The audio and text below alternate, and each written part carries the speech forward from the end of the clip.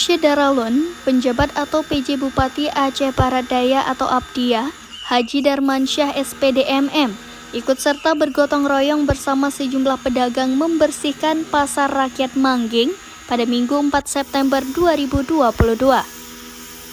Dalam kegiatan gotong royong itu, PJ Bupati didampingi asisten 2 Setdakap Abdiya Khalid, Kadis Perindakop Amri, Kabak Umum Alman Safriandi, Kabak Humas Indra Darmawan, Camat Mangging Hamdani, Kapolsek Mangging AKP Syamsuir dan Ramil. Selain itu juga hadir anggota DPRK Abdiya Dapil 2 Said Abbas dan Hamdani. Kegiatan gotong royong itu dilakukan setelah PJ Bupati melakukan peninjauan langsung ke Pasar Rakyat Mangging pada Jumat 26 Agustus 2022 lalu. Pada peninjauan itu, Darmansyah menanyakan langsung kendala, keluhan, dan harga sewa kios di pasar tersebut.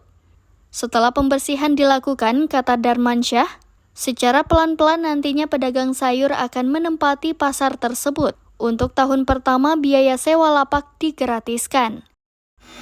Darmansyah menyebut kehadirannya pada kegiatan gotong royong tersebut di samping ikut membantu, juga memberikan stimulus kepada pedagang sayur. Dalam rangka mengaktifkan pasar tersebut, gerakan pertama yang dilakukan Darmansyah adalah menurunkan harga sewa kios atau los di pasar tersebut.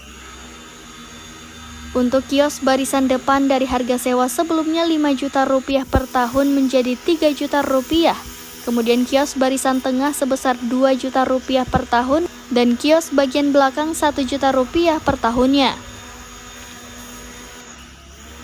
Tak hanya menekan biaya sewa lebih murah dari harga sebelumnya, PJ Bupati Abdiya ini juga memberi kemudahan kepada pedagang yang ingin berjualan di kios Pasar Rakyat Mangging tersebut untuk langsung menempati kios tersebut walaupun pembayaran biaya sewanya dengan cara menyicil.